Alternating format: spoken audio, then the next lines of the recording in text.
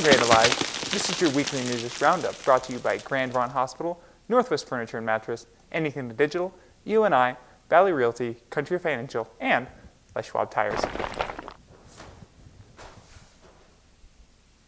And speaking of demolitions, Hunt Hall has fallen! After decades of talking about the forthcoming demolition, earlier this summer, EOU finally pulled the trigger and... no more Hunt Hall. Now, since the inception of the idea to demo Hunt, it has been a controversial subject. I was a resident assistant at EOU when Hunt was still standing at. Let me tell you, lots of ex-students have very fond memories of that building. I remember the time someone stole the big screen television in the main lobby.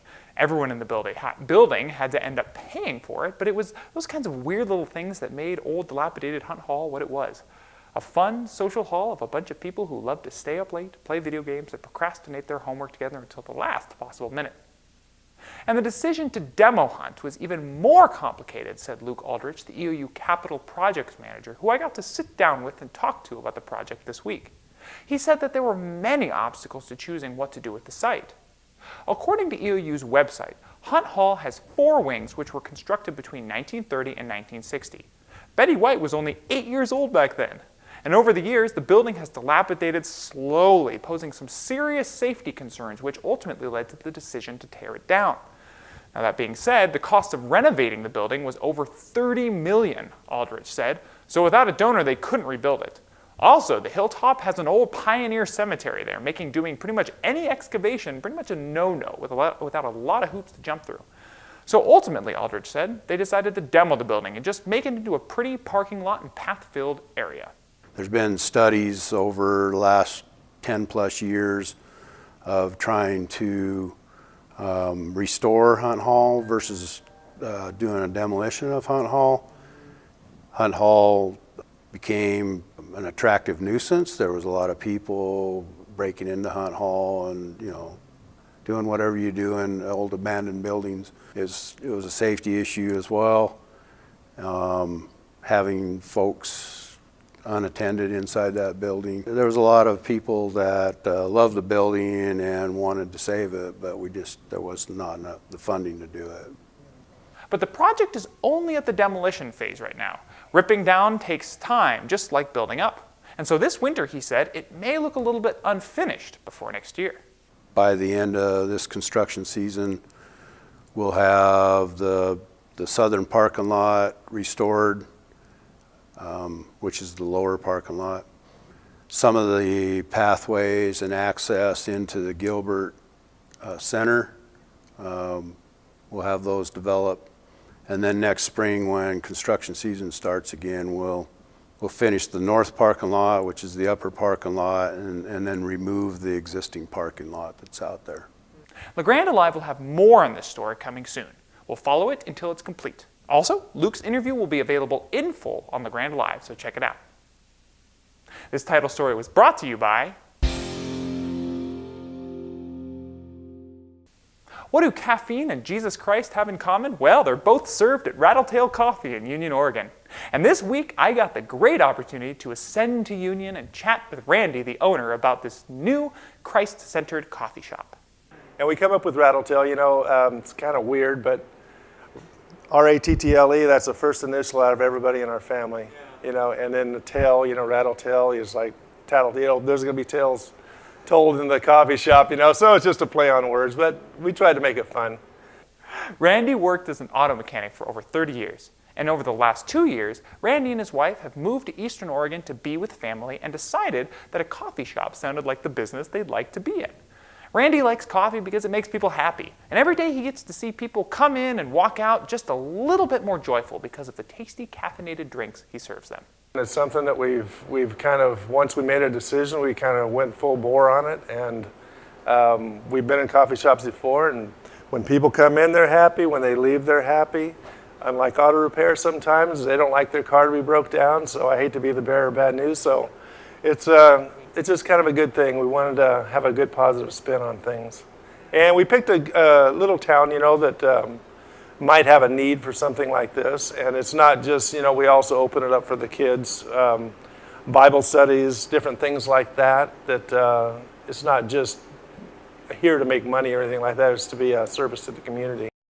Faith is a big part of the Rattletail business. Now, you're not going to walk in and get a cup full of proselytization on the side of your caramel mocha, though. That's not Randy's game. Instead, he wants Rattletail to be a bastion of warmth and love, a place, he said, that people can come in and feel the Spirit, even if he never says the words Jesus Christ to them. He wants people to do business with him to feel that he cares genuinely, because in a small town, you can't fake it. And every day I pray that when people walk through that door that they can feel God's Spirit and they feel that joy along with just coming in and getting a cup of coffee and getting their morning started out right. But you have to us we feel we have to have faith. That's our strength, because like I say, after 30 years at my age, jumping into a new business, a whole new area, and a whole new state, whole new town, that you cannot do it without having faith, as far as I'm concerned, because I can't rely on my own strength. Randy's full interview will be available on our Facebook page. And be sure to pop out and get your coffee and Caffeinated Christ at Rattletail Coffee in Union, Oregon. Nothing to pick you up like a little caffeine buzz served with some old-fashioned Christ-like love that, like coffee, makes your insides feel all warm when it's cold outside. This story was brought to you by EONI, Local Business and Phone Service. And here's your upcoming events with Emily Adair with Get Out and Go. Hi, I'm Emily Adair from Go Magazine. And I'm Will Bowman from the Grande Live. And this is Get Out and Go. This week's Go Magazine encourages folks to head over to Baker City, where there's a bunch to do. First, the Taste Downtown event will give you a chance to sample foods and other items from restaurants and businesses in downtown Baker City. The event was formerly known as Taste of Baker, and its new name broadens the definition of taste. There's also a cast iron chef cook-off when local cooks can show off their Dutch oven recipes. The competition includes an overall winner, second place winners in multiple categories, and a People's Choice Award. You can also check out the arts in Baker City and Haines during the open studio tours. 24 artists will open their studios and discuss their work. Maps and brochures will be available. And there's a new stop in the monthly First Friday Art Walk. The Powder Basin Watershed Council is putting water-themed art on display. An Enterprise Fish Trap Fireside is starting up again on October 6th. First reading includes 3 Wallowa County writers, and after their readings, the floor opens up to the audience to share their own stories. There will be another author reading at Jack's Dogs Cafe and Books in the Grande. The local writer will discuss his young adult novel and some of the primitive skills mentioned within it. He will show off his handcrafted arrowhead, bow, flutes, and buckskins during the presentation. Also coming to La Grande is a traveling exhibit about the incarceration of Japanese Americans during World War II. The exhibit highlights the role Oregonians played during that time. Finally, a band that plays Brazilian instrumental music will be artists in residence at EOU and will lead workshops with the university ensembles. For more details, pick up a copy of this week's Go Magazine, which is inserted in the Observer and Baker City Herald. We're also online at GoNortheastOregon.com and on Facebook, Twitter, and Instagram. For more local content, check out the Grande Live. Thanks for tuning in to Get Out and Go. And here's your local sports with Ronald Bond and your weekly sports spotlight. Greetings, I'm Ronald Bond with the La Grande Observer for LaGrandeLive.tv, and this is your weekly high school sports spotlight.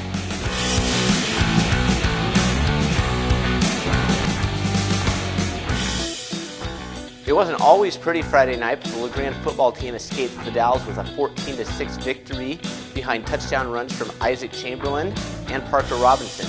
The Tigers were without Andrew Peasley, who's out with a hand injury and who is questionable for Friday night's game, which is the GOL opener at Baker. Elsewhere in the region, both Imbler and Powder Valley picked up their first wins of the season. Cove continued its recent string of dominance with a blowout victory, and Wallowa won a shootout for the ages, beating Echo 88-68 in the 9th highest scoring 8-man game in Oregon history. The La Grande soccer teams are both on a bit of a roll now. The girls moved to 6-0 on the season with a 6-1 blowout win over Ontario, while the boys also defeated the rival Tigers 7-0. Both teams head to Baker this Saturday, where the girls can move one step closer to a GOL title with a win, and the boys can stay close to Mac High if they can beat the Bulldogs. The Tiger boys are currently a game behind Mac High for the GOL lead. It was a busy Tuesday night on the volleyball court. La Grande was hosting Baker with a chance to remain in the Greater Oregon League hunt, but was swept by the Bulldogs in 3 sets, which means Baker can clinch no worse than a share of the GOL title, and with one more win, would clinch the league title outright. Also picking up league wins Tuesday night was Imbler over Elgin, Joseph sweeping Wallowa, and in a non-league thriller, Union outlasted defending 2A state champion Weston McEwen in 5 sets. In addition to LeGrand's trip to Baker Friday night, on the football gridiron, Joseph visits Cove, Powder Valley goes to Echo, Wallowa goes to Pine Eagle, and Union meets Elgin. Also on Saturday will be another showdown between all 4 regional cross-country teams as LeGrand, Union Cove, Enterprise, and Elgin run at the Tiger Invitational at Buffalo Peak Golf Course. That's all we have time for today. Be sure to follow me on Twitter at LGOBond. Check us out at LeGrandObserver.com and pick up a paper every Monday, Wednesday, and Friday, and watch LeGrandAlive.tv. And here's your EOU Sports with Evan and Chris and Around the Mountain in 90 seconds. I'm Chris Duarte. And I'm Ian Dexter. Welcome to Around the Mountain in 90 seconds. Can I get 2 claps and a Ric Flair? Woo! Let's go.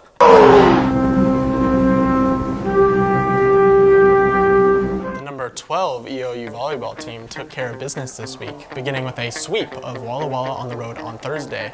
Then in the match of the night on Friday, the Mountaineers hosted number 8 College of Idaho, sweeping the Yotes in front of the home crowd.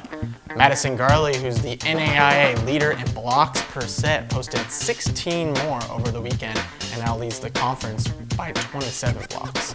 The Mounties next host Oregon Tech on Friday and Southern Oregon on Saturday for homecoming weekend. We hope to see you there.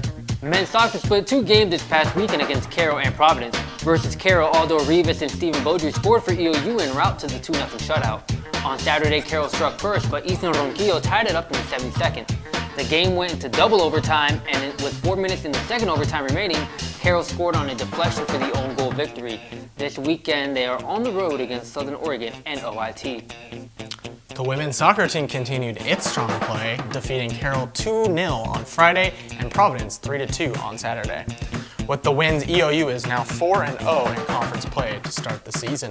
Natalie Mitchell had 2 goals over the weekend and now leads the team with 4. Chelsea Nickel had the game-winning goal on Providence on a beautiful 31.5-yard direct kick. The blue and gold soccer teams go on the road for the first time in conference play, visiting Southern Oregon and Oregon Tech. In cross-country news, the number 8 men's team finished first among CCC teams for a 4th place finish, while the women placed 9th out of 17 teams. Nick Mask and Thomas Merle III finished 9th and 13th respectively to lead the blue and gold. While on the women's side, Rachel Rowley paced the Mounties, finishing 15th overall. Both squads are back in action on October 14th at the Ruth and Clark Invitational. Coming out of their bye week, the EOU football team returns home after nearly a month away from LeGrand. The Mounties host Montana State Northern for homecoming on Saturday at 6 p.m. We hope to see everyone there, so be sure to buy your tickets early online by visiting EOUsports.com. That's a wrap for us here at EOU Athletics. Join us next week as we take you around the mountain in about 90 seconds. For more info, visit us at EOU Sports. And that's your weekly Newsish Roundup. This roundup was brought to you by Grand Ronde Hospital, Northwest Furniture and Mattress, Anything 2 Digital, EONI, Valley Realty, Country Financial, and Les Schwab Tire Center. Please like and share the video and tune into LeGrandAlive.tv for more local content. I'm Will Bauman. Cut!